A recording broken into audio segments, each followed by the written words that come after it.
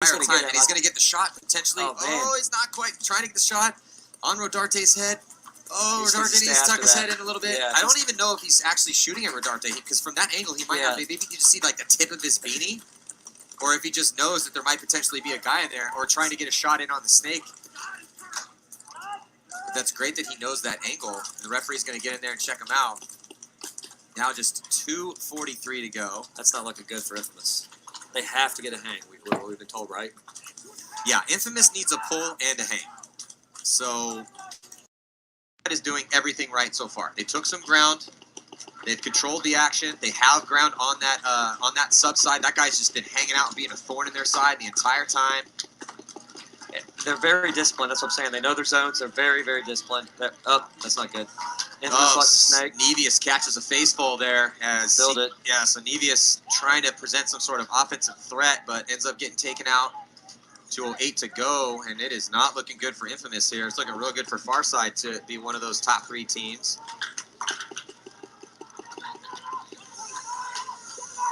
I think we've only seen one body drop for Farside so far. So, someone's getting checked down. So there's a body from Farside. Yeah. Minute and 40 seconds left now. There's Travis Szymanski trying to figure out a way to push forward here. So they shoot the far side guy that's really stopping the. So I think it was maybe the snake player here. I don't know who that is, but I think he shot the guy that's been really stopping the snake. So that's going to help them when he gets up to run. Ooh, and Farside just lost the guy that's been laying down all day. So they just lost 3 guys pretty quickly. Should be an interesting push here at the end. Oh, so this is what you were saying. Now they're getting all these angles on the guys that you said they're just too small. So we'll see. Now they're going pretty good. The player has to run coast to coast over there as Infamous is trying to make something happen here. And there's going to be a body pulled. Infamous is trying. I mean, Infamous is rolling the dice right now. Straight goes Billy Bernaccia. Billy Bernaccia's going for it. There's only 50 seconds left. Billy with the coast-to-coast run. Travis Szymanski still alive. Brett Messer still alive. And I think Farside. Wow. See, this is what I'm talking about. You can't really play defense on this field unless there's one left. Where's the landmine at? Where's he at? Where is the landmine at? Oh, he's laying down in the shrubs in the back. He's protecting the flag. I didn't think we'd see it this way, but we definitely are seeing this way. But here, Brett Messer's going to try to make him. But I think you only need about 20 seconds left. Brett is not the slowest guy on that team. I think he's going to have enough wheels to get back there. Yeah, but man, that guy chewed up a lot of bodies. And Brett may be the only player left alive. Wow.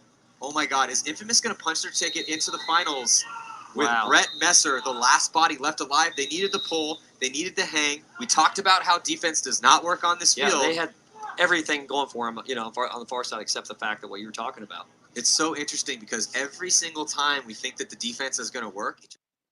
Brett Messer coming in clutch. Yes, sir. Yeah, it was pretty incredible the moment. Man. What's happening? Yeah, dude. What's going on, man? I was just digging through some footage. I was like, this is a pretty sweet clip of Brett here. That might be my best Infamous clip so far. You think that's the best one so far? I mean, it was in playoffs, and I don't always get an opportunity to be the man as a support player. So definitely cool. That was pretty sweet. No, like the landmine of the dude just hanging out in the way back there, and then having the obviously that was down to the wire, and those 10-man points can get pretty long, and you get pretty tired at the end, and to have the clear train of thought there to find that dude laying in a bush with all the other guys walking around, because I was still alive towards the end after somebody got a penalty and like we all started getting pulled, and I'm like, who's shooting everybody right now? Because there's people walking everywhere, and that guy down in the way back there was catching everybody by surprise. That's always kind of a risk in 10 men when you're trying to close and there's like potentially bodies alive. And I kind of knew that scenario because, like Maddie said, around the 2-minute mark, they still had 9 bodies alive. And in that chaos, you can't really count. So I kind of set Travis in front of me, really watching him. And so I had a good idea of where the guy was when he shot Travis. And so I put paint on him, and then he kind of ducked down and laid on top of it. So I just went up and got him. And the funny thing is too, at the very end, the Go Sports clock shows that there's 10 seconds left, but the ref actually showed me his timer after I hung the flag, and there was actually half a second left. And I think that has to do with like the 10 seconds at the start. Sometimes refs will start the game time at 10 seconds. So you actually have 10 less seconds. Yeah. Because I'm not running full speed here. You can see I check my watch as I'm going to grab the flag. And I thought I had 20 seconds. So I like put the wheels on, but not like the afterburners, you know? And so I was thinking I had 10 seconds. So when he told me that, I was like, holy shit.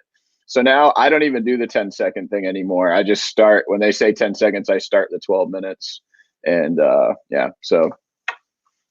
Dude, so I'm right here, high-fiving Billy. Nice. Looking over at you guys, and I honestly didn't realize A, how close that was, B, that like it was just you alive, and that it was that close. I'm like, sweet, awesome. I'm glad for Brett, but if I would have known how close that was and what you just pulled off, because I didn't know there was a dude laying in the back in a bush. You know what I mean? Like, I would have been like celebrating with you because that was huge, and also it got us on to the next round, right? Yeah, that was semifinals, so that punched our ticket right there. And Billy really opened it up. Like, I'll give it to him. Oh yeah, no, he came down and stuck this dude hiding here in this trench. Exactly, yeah. And you can't dig a guy out of there. Like, it's impossible. This guy right here. This guy can just live in this thing forever. You need Billy Bernaccio's speed to do that. And like, I'm in the 50 snake on the inside, and Billy's in the outside snake in their end. So he made you can kind of see in this frozen frame, there's a ref calling a guy out on the Dorito side. Yep. I had just shot that guy. As soon as he dies, Billy takes off and takes this turret guy out. And that was really what opened it all up. So definitely killer move by Billy. And I had actually swung around from the Dorito side when we lost a couple snake bodies. It's really easy on this field on the Dorito side, or what we call the Dorito side, to get locked up from a snake side gun. So I was like, if we're going to win this game, I need to go back. So, yeah. And that trench right there where you can see number 12 sitting there looking inside, you can really tuck yourself into that. And the only way to get the guy out of there is to literally run right at him or run past him to go to their corner. We're kind of looking at it from their corner angle right now. And I played that spot in the tournament, and you can definitely hide in there for a long time. So if Billy didn't run down and stick him, you can see that he's catching our inside guys. There's a guy right by the tank up there. He shoots that guy, and we're just dropping like flies over there on the Dorito side as well. But somebody got a penalty. I forget who it was. But I got pulled because I'm running towards the flag. I think the penalty was AJ Trillett over on the Dorito side. I think isn't that who's on the screen right there? Yeah. No. I don't know what happened, but you see him and Ryan making some moves near the 50 Dorito, and AJ cuts inside, but he like got shot in the pack right there. Yep. So right here, he's actually shot, and they give him a penalty. Gotcha. Gotcha. Yeah, so everybody who's tuning in right now, we have Brett Messer from Team Infamous live. We are looking at a clip from the ICPL Florida event last year, where we were playing far side to get into the next round. Brett single-handedly ran the flag back, bunkering a guy who's laying down in the tree twig area back here. Let me see if I can get it. Look at where this guy's laying. Here's the flag, or here's the start box. Here's the tree where this dude's laying down, and then the flag is right here. Brett was able to go find him, stick him, grab the flag, and run it back. But this footage is obviously from Go Sports, who does an amazing job of covering these events and getting you some really good content out there. It's not exactly easy to get footage in the woods or from these kinds of fields that aren't exactly just your cookie cutter shape. So definitely a huge shout out to those guys for letting us look at some of this footage and break down some of these plays. But this was a big moment that I remember Brett stepping up and kind of having one of those big pro guy moments, right, where you're kind of honing in on everything and using all that endurance that you've been building up, because you've also had a huge transition from the Baystate Bandit days, being a little bit heavier guy, to now all in the fitness game and getting nice and trimmed and slimmed and all the good stuff. So, yeah, it's easy these days to get motivated on that sort of stuff. Just like playing at the highest level of competition, everyone from your teammates to your opponents and fans of the team are everyone's pushing you, and you just want to be better every tournament you show up at. So that's it's been really cool actually to find that fitness groove. I never had that my whole life, and I kind of I thought I knew what I was doing the last 5 years, but then I like really figured out the diet piece. And I've had some really good personal trainers along the way, including Patty Gleason right now. Shout out OTL. So yeah, just staying the course on that. It's been, yeah, there we go. I know a cool dude that designed those jerseys. This guy. Fun fact. We go way back. Yeah, it's pretty crazy. Like I was just digging through some of these old Baystate photos, and I mean, you guys looked awesome for sure. Yeah, man, it was Infamous was a big part of the Bandits making the move to Empire back when Infamous was an Empire team. And there was like a big event at Boston Paintball with Infamous, and you guys were, lending us all the gear to try out, and I definitely remember all that. Oh yeah. I think I was there for that. That was pretty cool. It was like you got to test all the gear. Literally, like we had a bunch of gun setups and like the goggles and all that stuff, and we just let everybody test the gear and try it out. Yeah. You guys were always pretty cool, and definitely were in the same mindset when it came to like the look of some of the stuff that you guys wanted. And I was doing all the custom jerseys for all the teams at the time, and I was like, you guys made these gold and red ones look really cool. Yeah, hell yeah. That was a Sean Wyatt thing. That was like a color combo he had to have. He didn't care that it wasn't our team colors. And it kind of became a thing from there where we started to just do jersey colors however the hell we wanted rather than based on our team colors. So some really cool red, white, and blue ones, but some really cool alternative ones too. These ones were sweet. Yeah, the white and gold was really cool. If you zoom in on my face here on that one, it's so funny. Like you don't have to do it, but just you look nice and like you got your tan on. I like blinked or something. It looks like I'm like snoozing. But yeah, no, that was a really fun tournament too. So for everybody who doesn't know exactly, like, kind of where you guys or where you came from and like your way through paintball, we were talking the other day about kind of when we started playing, what was our first gun, and then like when we went pro or whatever. And I heard a comment, I watched it back. I didn't hear you at the time because there were so many people talking, but you said you had played how many years divisional paintball? This is my 21st year playing paintball. I played my first tournament in 2002. Dang. So 18 years ago. So run that through for everybody. So like kind of like obviously that's a long history to go through, but staying with it and getting to the point where you are now. I mean, that's a big story that I'm sure a lot of people would want to hear, and kind of just how to keep yourself in check and on track to where you want to go. Absolutely. So one thing about me is like I don't know how to do anything part-time or halfway. I basically only know how to do things to the fullest extent. That's kind of how I like to live my life. So paintball has really been the example of that, I guess, my whole life, and now my businesses. But so to kind of take it from the beginning, just starting out, I think like a lot of people had a pump brass eagle talon from Walmart. Some a family friend, you know, had gotten some, and they were just like shooting trees in the backyard. And at that time, you know, I was 10 years old. Like, I didn't even want to be shot by a paintball. I was like, no, not a chance. Like, there's no way you shoot people with those. I just thought I was shooting targets, you know. And then one day, a few months before I played the first time, I was driving by Bandit All-Weather Paintball in Gorham, Maine, and I could see these like inflatable things on out in a field, and I'm like, what is that?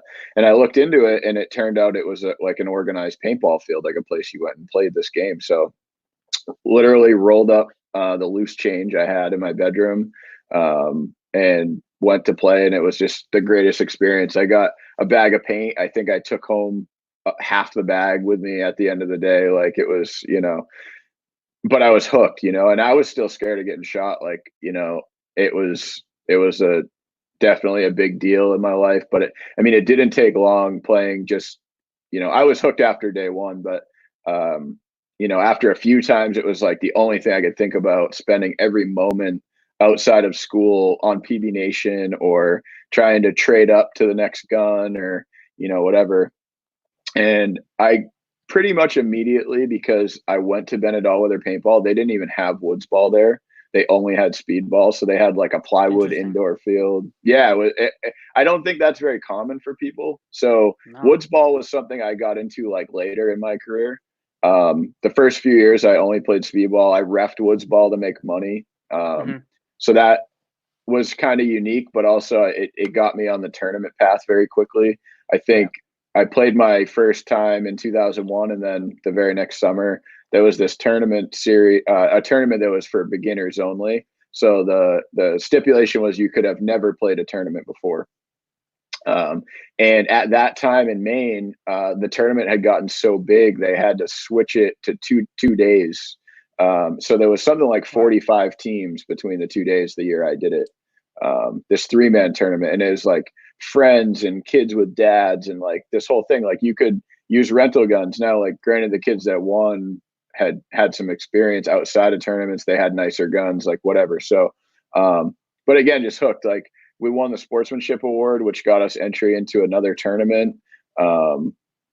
You know, I was 11 years old or 12 years old at the time. So like, I signed up for the tournament, didn't even realize they accepted our registration because I didn't pay it. I just like emailed them, but they never emailed me back. So we didn't even show up to the second tournament because we didn't know.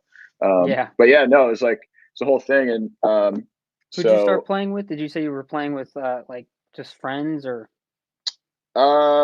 Yeah, I think the first time I went with like my cousin and a friend. I have a really good friend now. He's actually going to be coming to help in the pits in Virginia, still a really good friend of mine. And I linked up with him later that year, and he like pulled me onto his team. And so we played this September Slam tournament together, got dusted. But like, we were, you know, joined at the hip at that point. And we had a team the next year, and we played this whole kids series called the Mini Mac. And the deal with that was you had to be under 18 years old to be on the team. So it was like 15 to 20 teams of all kids. And this is just in Maine. So, you know, definitely paintball's golden years, where it was like, you know, everybody played paintball. Yeah. And I say everybody, but I just compared to now, you know, but exactly. like, you know, people at school, you know, like I felt like I went to a school where not a lot of people played paintball, but like looking back, like there was so many people that did play paintball, and, you know, so, but yeah, my, that first tournament I played with a kid I went to school with, and my cousin that I played with the first day no-showed that day. And then this random kid I met on the internet on like a paintball forum. But yeah, no, it was really cool. And paintball in Maine then was cool. I know, like, we had a little hotbed, I think, you know, just given the population and how spread out things are. I mean, we had over 20 fields in Maine, and, you know, population. That's a lot of fields. Yeah. That's a lot of fields. I think we only had, I mean, we didn't have that many fields that were, you know, definitely running tournaments. And there's only a handful that you would even want to go to that could handle having a tournament. But yeah, that sounds like a lot of fields. I think a lot of people would be very happy to have that many options. Yeah. And you know, not everyone had a speedball field, but, you know, most places did. And at that time, like, speedball didn't just mean airball. You know, you had old wire spools, you had, plastic barrels. You had all Yeah. these different things, hyperball. I've played and won tournaments with autocockers and on Yeah.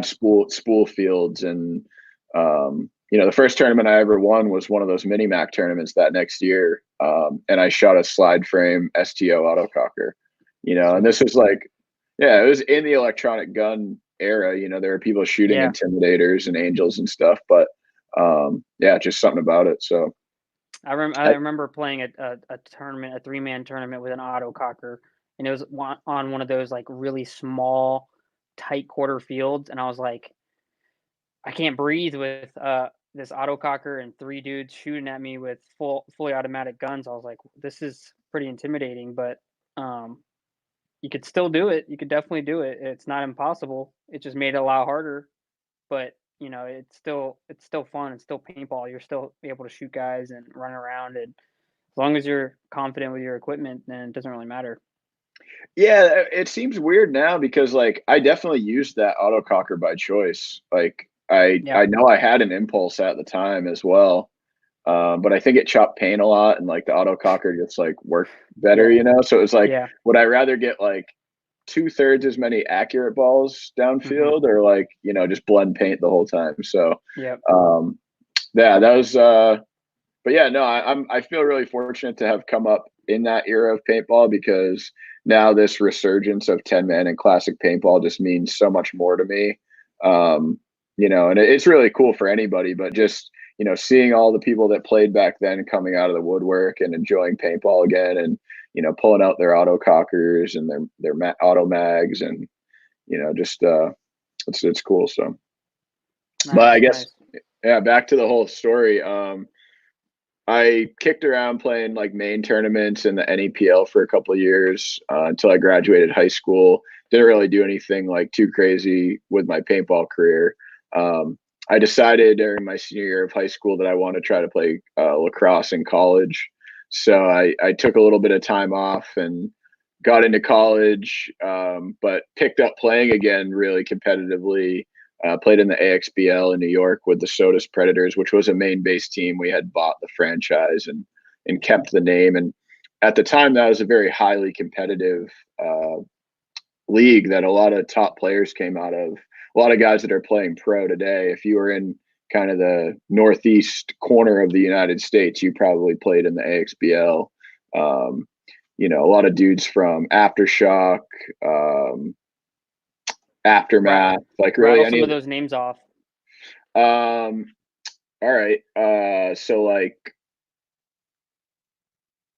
all of 187 crew played as a team in AXBL, just to kind of Arsenal also had a team, which I don't, for people out there, former pro team, big 7-man team from Cali's area.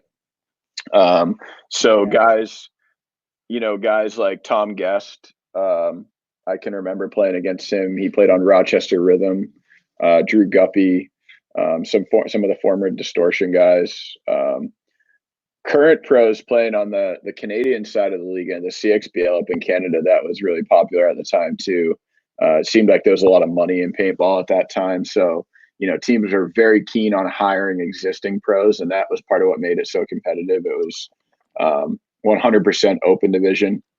But a lot of dudes that came up in that upstate New York area. So, NYX, at the time they were Albany Power Surge.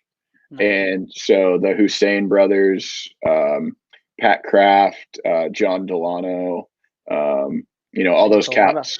A lot of people.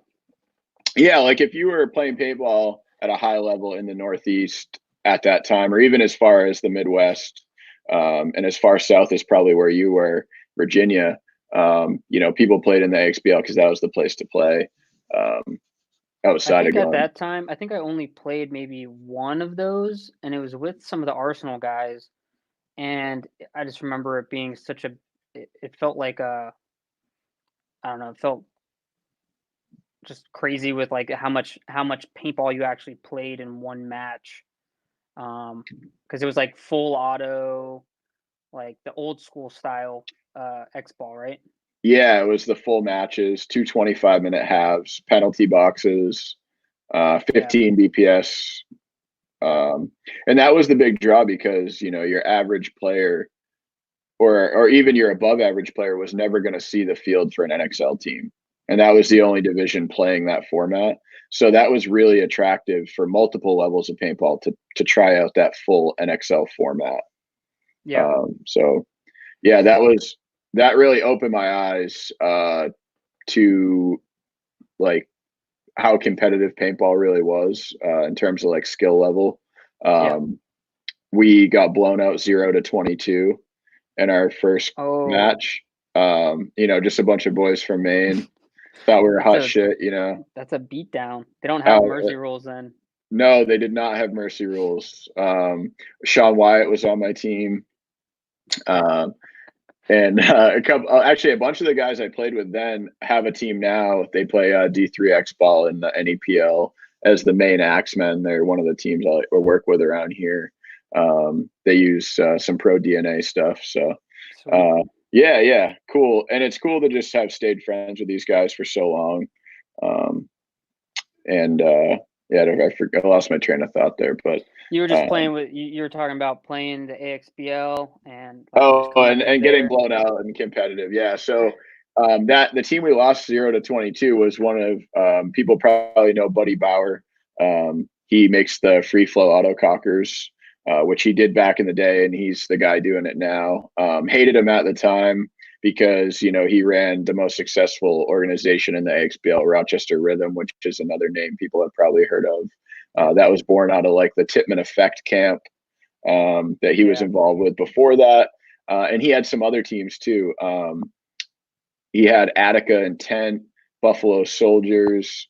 I don't know if he owned Wellsville Express, but all these teams played out of the same fields in upstate New York, MVPS, GRC. Like some of these fields still exist today. Joe Barrett is another pro player, DMG player. He came up playing on Wellsville Express. So yeah, definitely. And I'm sure the more I think about it, the more names I could come up with. The Philly Americans had a team, and they had like one line of Philly guys, and you got Jeff. Yeah, I did. Oh, we did. We definitely did. I was just telling that story. I mean, it was coming at us so fast. I mean, we couldn't even tell which way was up. Like we had at least two guys in the penalty box the entire time. Yeah. I mean, we weren't even trying to cheat. The reffing was so strict. Like you get dinked in the hopper, all of a sudden you get a minor, and it's like, you know, it was.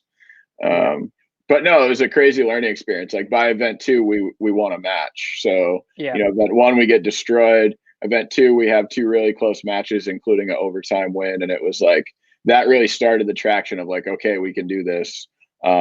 Event 3 we came in, played Rochester Rhythm, lost by 2 points, which was like a win to us. You know, they were like a solid Division 1, you know, Division 1 team, and we were essentially a D3 team. So but yeah, I mean, anybody who's played in the lower divisions, if you have a chance to play against a higher caliber team, you're like amped that you shot a guy, you won a point, you know what I mean? Like those are huge. So definitely would give you a lot of confidence. Oh yeah, I mean when I was in the Bandits in Division 3, we paid 187 crew to come practice us one day. And you know, that may sound silly to some people, but if you can afford it, I mean, that's the best thing you can do for your team is to get someone out there to just beat you down and show you exactly where the measuring stick is and where you land on it. So especially if it's a team that's going to be willing to, you know, have the post-game conversations with you of like, oh, you know, you went there, like, why'd you do that? What were you shooting at? You know, and that was something we always made a point of on the Bandits is after points, we would meet, you know, in the center of the field and have a discussion about the point. And that was something our coach at the time, Benny Carroll, really drove home was a need in order to develop as players was to have those conversations after points. So, you know, they were willing to do that with us. And so that was really a part of it is they beat on us, but then we'd have a conversation, fix a few things, get beat on again. And, you know, and that was the old school way of becoming a better paintball player was to just take your licks and figure it out. And there's definitely still an element of that. You know, the pro game is at such a higher level that, you know, it's very difficult to not have to take your licks to learn it. Yeah, I remember on DC Devastation, we went down and practiced Baltimore. Well, I don't know if they were technically Baltimore Trauma at the time, but it was Trauma. And those guys, I mean, they gave it to us all weekend, and it was rough, right? Like you're dead tired at the end after a 2-day practice like that, but you have so much to build off of and to go back in just your mental file cabinet and just remember all those things, and you kind of like like I said, it just puts you on the measuring stick of like, okay, this is where I'm at, this is where I got to be. um but I feel like if you have the ability to have a team come in or go play a team, you should definitely take advantage of that for sure. Why don't you talk about like the Baystate Bandit kind of trend and curve that you guys had? Definitely. I'm gonna touch on a comment Jeff made about halfway through the day that day we paid 187 to come out to Jeff's field. Warzone Paintball in Warwick, Rhode Island was the Bandits' home for a few years, and that's really, having that field to ourselves is really what allowed us to grow. But toward the end of the day, Noel was coaching us so that we would at least be somewhat competitive, and they had abandoned using the snake against us. So shout out 187 crew. I mean, those guys are all really, really good friends of mine. Been building those friendships since kind of that time. And so it's really cool to play against those guys and to be peers. And so yeah, anyway. But yeah, so the Bandits, sometimes people talk about like an X factor. What's the secret sauce? What does it take to go pro? And the Bandits had really kind of figured all that out under Jeff's direction. Jeff, for people who don't know, Jeff's the one walking off right here. That's I was going to ask about that at a good time, but I'm like, what is going on here? Everybody's celebrating. This guy's walking off the stage. That's typical Jeff. He was done with the moment. He was headed out. So he had run a very successful professional organization, the New England Hurricanes. So we got some good sponsors together, and we had Jeff, and Jeff found us a good coach in Benny Carroll. He was a former Hurricanes and Avalanche player. And Benny was our full-time coach. So he got paid to do the job. He didn't play. It was never any confusion about, roles or anything like this. Like Jeff handled all the stuff off the field. Benny handled all the stuff on the field, and the players just showed up and played paintball. So if you want a formula that works, that definitely is one of them. There are some guys out there who do the whole management job well. Like Travis is a good example of that, being a good coach and a good team manager. You don't find that skill. Oh, there he is. Whoa, sorry. What's going on? We're talking Bandits come up. Oh, right on. I'm giving away the secret sauce for anyone that needs to apply some sauce. The secret sauce was me giving you guys always the best Secret lot sauce. of paint. Let's go. 100%.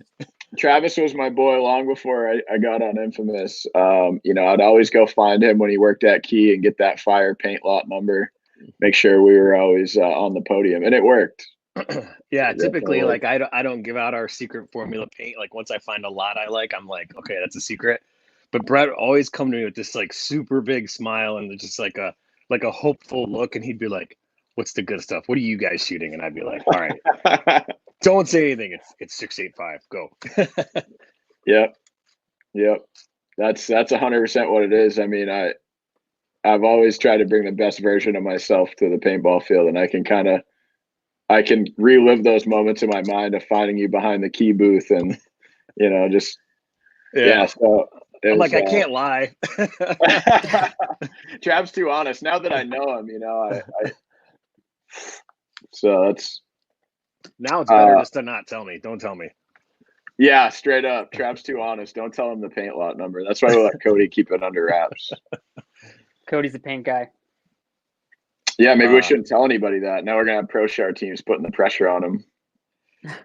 Yeah. Too bad it's all fire. Yeah, exactly. The thing with paint too is it's pretty easy. I used to be the paint guy when I was on the Bandits, and Travis wasn't with Key anymore. And it's just a matter of putting in the time and effort to test paint lots. So if you're a brake shooter, it's your job to shoot people on the brake. So it's your job to find the best paint on the truck. So one thing I learned from Noel Tran, find out what kind of beer the paint guys like, bring them free beer, give them weed, do whatever you need to do. But you need to get in tight with them. And that's definitely part of the sauce. Find the good paint. Oh yeah, that's half the battle. So you're talking about just bringing up like getting that the team going and how you guys kind of, you had a coach, you had a manager, you guys had all the we had the stuff you pieces, need. right? Yeah. The team was built to go pro. You know, one of our sponsors wanted to see the team go pro immediately, so they were interested in like buying up pro players. But Jeff, given his experience, you know, had told us that wasn't really going to be a good long-term plan, and it wasn't affordable enough to do. So it was like, here's a group of players. We're going to put in the time and effort, take this group pro. So every decision that was ever made along the way was, how are we getting this team to pro? And so we used that funding we had to play paintball every single weekend. And that was also partially like the players on the team were all contributing a good amount of money too. But we played paintball every single weekend, Saturday and Sunday, no exceptions. We held each other to a really high standard on showing up. We took maybe 4 or 5 weekends off between February and November. So it's weird for me now, like, because of the way budgets are and traveling, that we just practice 2 weekends before the tournament. So, you know, I find myself at the field a lot still, but, you know, coming up, it was just like every weekend. If you weren't at practice, your teammates were giving you shit. Like, it didn't matter why. So definitely just, you know, time under tension, like played a million reps, all these different scenarios. And now I feel like I'm learning it all over again in pro, because it's just at a different pace. And, you know, these guys have all seen these scenarios 10 times more than anybody else I ever played before. So there's so fewer mistakes. But yeah, that was a huge part of it. So we played Division 3 in 2014. We played Division 2 in 2015. Saw some success. We got our teeth kicked in some. I think we got a 5th place was our best. 2016, we won the Division 2 series. Moved up to semi-pro in 2017. Mixed results. Couple 5th place, 6th place, a last place, and then infamous after that. Yeah, I mean, it was definitely cool. I remember, you know, just because you guys came through Empire and doing like your guys' team stuff, like the jerseys and branding kind of side of it, I was instantly kind of like, who are these dudes? Because they are definitely running this like a pro team. Like they're running this like they're professionals, that they're ready to get going, and they want to look professional, they want to act professional. And so then I started, you know, following you guys around a lot more, like going into the divisional side of the pits every now and again. Well, I try to at every tournament go down just the pit row and just kind of see what's going on, right? Like they put the pro guys like off in a different area, so it's like to get in there and see what's going on, you know, you kind of have to go make a effort to get back there. But it was like, okay, these guys are definitely legit, you know. And it was cool to see some divisional guys do that. But coming over onto Infamous, like, I mean, we knew right away it was like, okay, Brett's got that mental side of it, and he's ready to learn and be a sponge and take everything on. And you've definitely come a long way since joining the team, but I think you still have room to grow like the rest of us do still. But you've definitely come a long way since then. Can you talk about like making the jump? Yeah, definitely. I mean, I was ultra confident making the jump, and I think I've realized, you know, tournament by tournament, how much I wasn't as ready as I thought I was. There was certain things I was good at and things I thought I was really great at, which now I consider myself pretty great at. You know, I think like survivability is one of those things I would have, you know, I think I probably told Travis when we were in the kind of recruiting process of like, I think my survivability is top notch. You know, and I learned very quickly when other pro players never make mistakes for the most part, that it wasn't that good. And so that's something I've worked on over the last few years to make sure that, as a support player, that I'm constantly one of those last guys alive, and that I'm there, just kind of like that video you showed at the end of the game to close things out. Yeah. Yeah, definitely. I think you've and you're also one of the guys that like I'd be like, hey Brett, why don't like on the break or when you're doing this shot, why don't you try doing this or that? And you'd always be like, yeah, for sure. Like, okay, I'll try that. You're not like, no, man, I've been doing it this way since the beginning. You know what I mean? Like, you were always like open to learning just the little things, right? The things here and there that I think you need to take that information on, but you don't have to like just be like, oh, I've gotten this far so far doing the way the things I have been, so definitely learning and adjusting. And I think you're putting the pieces together a lot better as that support player. And there's been a few plays that we've run where it's you and me are working really close together. Like the last event, there was a play where you were going up the center and I was following behind you, but like we were very dependent on talking and communicating to each other and getting that cohesiveness down, and to have that kind of trust and like be on the same page the entire time. It's hard to get there, right? And so it feels like it's finally like at that point. So yeah, there's almost like a reset with communication, with changing from one group of guys that I played with, every single weekend for 4 years, to now with a new group of guys that I don't get to play with as much as I'd like to. It definitely has taken some time to transition on the communication side. But like you said, we're really starting to find that groove now, and it's really fun. I love, like you said, just absorbing it all. Like somebody told me once that the second you think you're the smartest person in the room, you're not. And I definitely feel that about any paintball team I'll ever be on. You can learn something from, somebody in the divisions if you want to. So I definitely will always have that attitude that I can learn more, be better, do more drills, practice more. And that's like what makes the greats really great. They just don't stop. So yeah, it's a crucial mindset to being a younger professional player. Yep. Look at these two studs back there holding down the lanes. I can't see anybody. He's using his hopper as like a shade blocker. That's a trick. You guys learn that as you get older. Trav, at the beginning of the show, I showed the clip of Brett running the flag back with like 1 second left at the 10-man last year. Oh, nice. Yeah, where the guy was hiding in the back bush by the start box. Yeah, that was scary. We were running in pretty in sure the he woods just reinserted himself. I don't know. I thought I got shot from the dead box, and the dude was like literally 3 feet away. I think it was Brock or someone on far side, and they were like legit in a bush about 1 foot away from their flag base. And so we just come all trotting in thinking they're all dead, and somebody just cut me in half. And Brett like heard that and like looked over and just like ran him down. It was cool. Yep. Thank God you got the flag. There's no way I was making that back. Dude, you got all these sweet pics of me. I think your collection's better than mine is. I'm the pics guy. I got all the pics.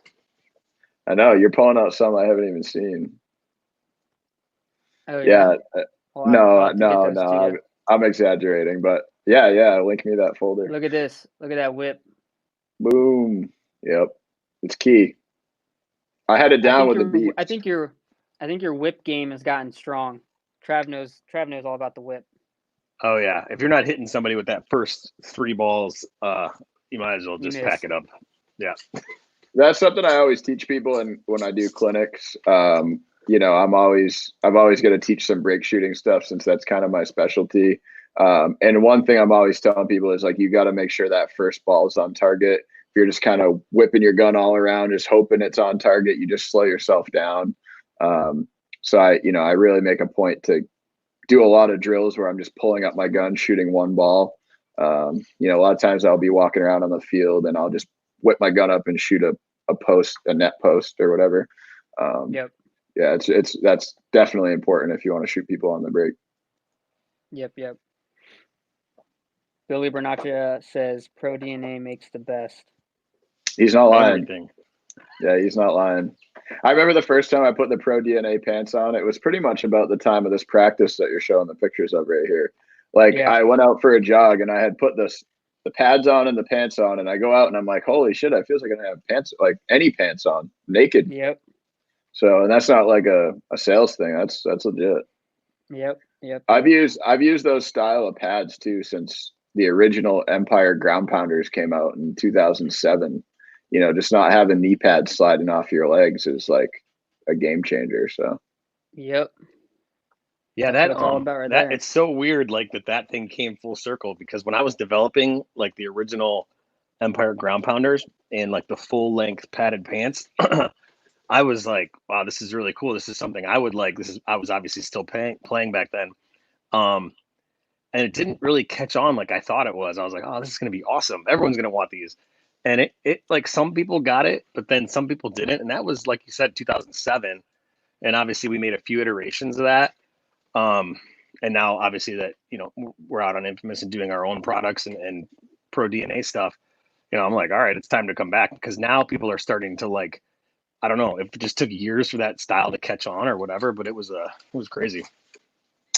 yeah, and I think Carbon definitely helped that transition along for whatever reason. When they first came out with theirs, like it really seemed to stick. Yeah. But those of us that were using them back then, I mean, when these new style, you know, ultra high tech material ones came out, like the Pro DNA pads, it was like, holy, you know, the high density foam knee pads that actually protect your knee. Like the ground pounders were just this like skinny little piece of foam that like you're just asking for a knee injury, you know. And so now compared to the Pro DNA ones, it's like night and day. So really cool to see that product come full circle. Shout out CD3 3-man team.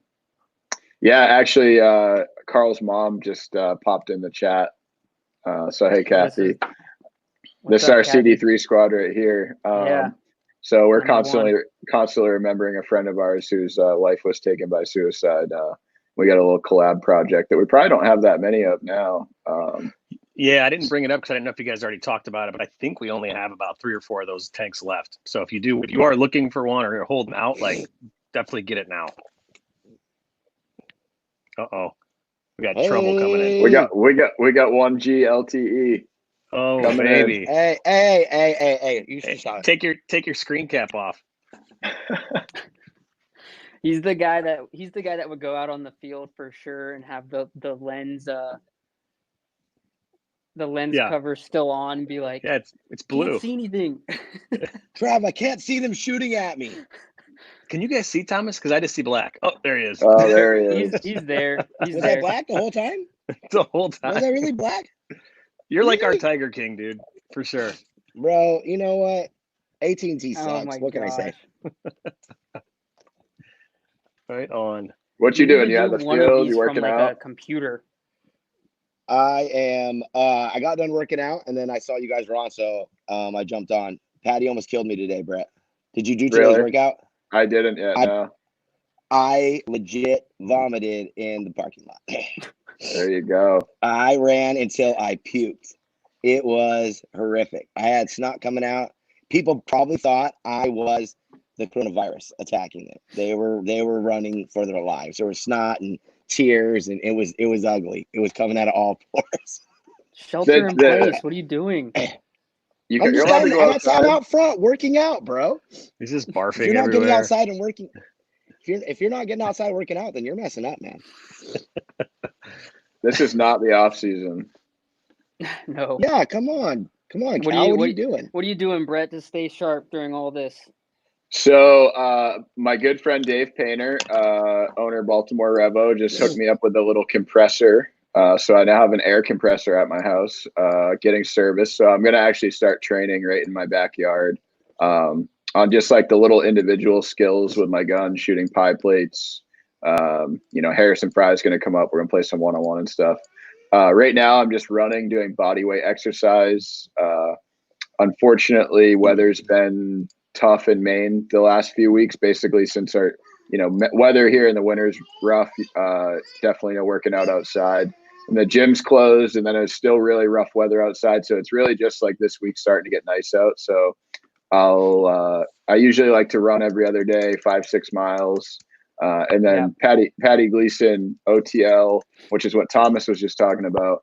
He developed an entire body weight only training program, so you don't need anything to do it. And as Thomas said, still really easy to get a good burn in. Just you got to know what you're doing. So either get with Patty Gleason with OTL or Greg Sewer's MAP training, and those guys will get you through coronavirus gym shutdown for sure. Yeah. Awesome. Is Thomas frozen for you guys? Because he's just frozen. He is for me. Yeah. I don't know. He might just be looking real serious. He's serious looking. We can hear you, but you're just frozen. That's funny. Oh yeah. Am I back? Yeah. You're back. You're back. This thing's stupid. Technology. I'm not even driving. I don't even have an excuse anymore. Nope. I don't even have an excuse. I see some gun cases back Trav, there. do you have any white tanks left? Look what just showed up. White tanks left? I think I have one left. I think we literally have. Okay, that's maybe two. That white one's spoken for. It's sold. I got it sold. One of the NCI boys already wants it. So you know what? If you're watching right now, that means there's only one left. You better get yours because that one's going to Jason Thomas. He just bought that bad boy. Shout out NCI taking care of the fam. That box out back, Trav, that says team on it. Yes. Is that something special? That's a special one. What is this? What do we got? Wait, were you guys seeing this earlier? Because we got to shout out the first one keeping us going during the corona life. There you go, baby. So yesterday we had Mike Waring on the show, and Travis showed off this sweet new color combo that he hand built himself. It is the all gold. It's called the Cartel. We're gonna have it up on the website by the end of the day. So if you want to get that's the gold body. It's all gold, but it's not the darker gold. It's the lighter gold. It's the gold way it's supposed to be. That's what I'm talking about. It almost looks silver right now because it's so. Travis, light, you could just stick that on a gold 77 and ship it to my house real quick. I'll be put it with the white tank and send it off. If you take the lighter gold pieces off of the what is it, bullion? I'll show you. Yep. So I'll show you. Go check it out on the website. I got my new tank coming in the mail. We took the bullion, which is this bad boy. Yep. And we had a baby with the saber. Nice. Yeah, this team's good at making babies, that's for sure. Yes. I'd like to see in the comments, guys, leave some comments with what color guns you'd like to see in the future, because these also showed up today. Oh, nice. There you go. So many guns showed up today. That's why I was late, because a bazillion guns came in. What guns came in? Let's see them. What colors we got? We got the doo-doo. This is like the Brett special. Is it doo-doo or is it the other doo-doo? It's doo-doo bronze. Doo-doo bronze. Doo-doo bronze. Okay. All black is back in stock. Nice. We got royalty back in stock. So sweet. That all purple part swap is too hot. Yeah, that's these two. Whew. Purple haze. Joker and and then I still have Ice Q. Nice. And Spearmint Rhino. I don't know why we named it that, but who knows? It's a weird name. Yeah. All right. Someone's asking about the new geos. Is there any kind of timetable on that? Yeah, stuff? so I'll give you I actually talked to Eclipse yesterday. And obviously this whole coronavirus is affecting everything. But I guess their production is currently stopped because they make those in the UK and they're not allowed to work right now. So I asked what the timeline is. So they did get a very small amount. I asked for exact numbers and they were like, yeah, right. But they got a small amount in, and I think they shipped out, who knows what, a handful of guns. But the big bulk shipment is actually still in the UK, and they're still waiting to get back to work to finish those. Rough timeline. May, so it's going to be at least a couple of weeks before those are back. Could be middle of May. I don't know. Gotcha. Cool. Well, Brett, we have your best friend Tom Cole coming on Friday. Oh, We're gonna hell get yeah. some questions lined up, or Oh, I've got a million questions. So I could start. I'll rattle one right now. NXL Virginia. So they currently have a stay-at-home order in Virginia until June 10th. And the governor is supposed to make an announcement this week about extending said stay-at-home order and business closure. So I'm sure the NXL is closely monitoring that, but yeah. I'm the planning type. So Yeah. definitely. Didn't they already extend Virginia to the 10th, Brett? June 10th? I think they're about to extend it beyond that. So Thomas is like, I I know. don't even do the stay at home. It's frozen like that. I know, dude. It's terrible. I mean, I need to get an inspection on my apartment building that I own, and I called the inspector the other day, and she's like, "We're not doing any inspections till June." Thank you. Where are you going? I'm like, "It's mid-April. How could you even say what you're going to be doing in June?" Like, Yeah. But I know. I have a little more, I don't know, realistic approach to the whole scenario. I probably consider the economy a little bit more than your average person, but. Why don't you tell everybody kind of like your background and what you do outside of paintball? I'm in the cannabis industry, so I cultivate cannabis. My business is fully vertically integrated, so we do extraction, hydrocarbon extraction, ethanol extraction, ice water extraction, rosin. For anybody listening that's actually into cannabis, that'll mean a little more to them. We cultivate flower, the cannabis itself. So we have about 50 different cultivars that we grow. And then we have dispensaries. So we got one in Saco, Maine, and we've got two more under construction in South Portland, Maine, and Lewiston, Maine right now. So yeah, and I'm also in the smoke shop industry, which is kind of ancillary to the cannabis industry, although it is technically like a tobacco-based business, but we sell, bongs and pipes and papers and all that sort of stuff. So been in that business 8 years this month. Cannabis business longer than I should admit, but in the legal market, I think this is our 8th year this year. So Nice. Yeah. Cool. If anyone has any questions about professional life, feel free to fire them off. Yeah, definitely, and I'm sure, there's a lot of paintball players who would be interested to know more on how to do it the right way. Yeah, maybe that'll be like a specific live show. It'll be Q&A on cultivation techniques. We'll bring Sean Wyatt back on, and we'll there'll be a whole live show in itself. Oh yeah, for sure. We should do a Bring Wyatt back on? episode. Get Sean Drew Wyatt. Templeton on. Yeah, definitely. Let him go at it. Cool. Ryan Knott question: joints or blunts? I both hold a special place in my heart. You get all the flavor when you're smoking a joint, but just something about a blunt. I don't know. It's just a classic. The flavor, the duration. So I don't think I could pick just one. Hitting a bong or a big blunt, huh? I'm actually at work right now, which, even though it's cannabis, I could smoke. I choose not to. I'm too forgetful. And if I forget something in midday, it just sets me back too far. So usually reserve cannabis for the evenings these days, which is weird. I mean, I spent the better part of my adult life smoking all day, every day, but it's just kind of a transition I made in the last couple of years by choice to just kind of keep that for the evening time. So. Yep. Cool. Yeah, so we have Tom coming on Friday. Trav lined that up.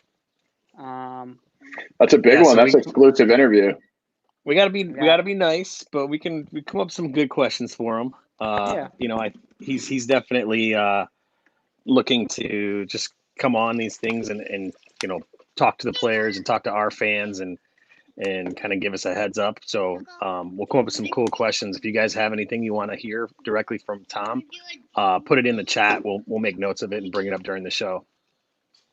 I've always said I think that NXL, one of their biggest problems is like communicating with their customer base, because every time I've ever brought a concern to Tom's attention, he always has like a really well thought out response. And it's, usually it doesn't seem like it's something he's never thought of or considered.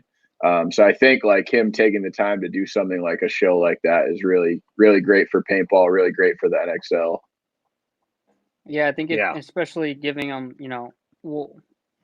he'll have however much time he needs to talk about whatever. It's not like it's, you have a limited amount of time. You know what I mean? So, and I think this is good to get his personality out there, because he is a cool dude. So it's not just like let's put him on the hot seat. You know what I mean? We'll have fun. Yeah, for sure.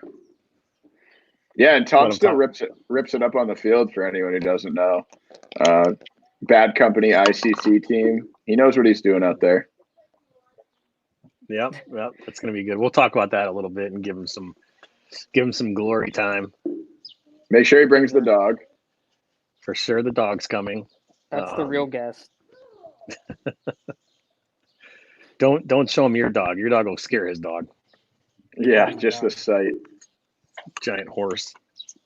If you don't know, Brett, your dog keeps out dogs his size. Yeah. Yeah. Cool, Brett. Is there anything else that you wanted to go over? I mean, I know we went pretty quick, but we've already been on for an hour. It went by fast. I know. I got to get back to work here. I think we kind of covered it, although it was kind of brief. If anyone has any questions, feel free to reach out to me. If you want to know how to get from divisional paintball to the pro division, feel free to reach out to me. Or put the questions out to Infamous, and we'll talk about them on our Friday night live shows. It was really fun. It's hard to not go quick on a 21-year history that, was mostly paintball no one cares about. So, I had to breeze through the divisional phase. Totally. I appreciate the time today, and thanks for everyone that tuned in, and come check us out on Friday. We'll have the whole squad on again. Yep, boys. I see Jason's in the chat here, Jason Bornstein. We need to get him on. We'll have him join. Hell yeah. Definitely. Oh my goodness. We need the brothers on for a show. Oh yeah. Yes. Awesome. That'll be a good one. Yes. Trav, you got anything you want to send us off, or? No, I'm good. I just wanted to close the show, thanking everybody out there watching. Thanks to our sponsors, Planet Eclipse, ProShar, Push, Bunker Kings, Powerhouse, Pro DNA, First Form, and Foundation, baby. Woo. Sweet. All right, we'll see you guys. Right. What time are we doing Friday? Hasta la vista. I think Friday is going to be 4 p.m. Eastern. 4 p.m. Eastern. Let's get Tom Cole in the house. Boom. All right. Thanks, guys. See ya. All right. Later.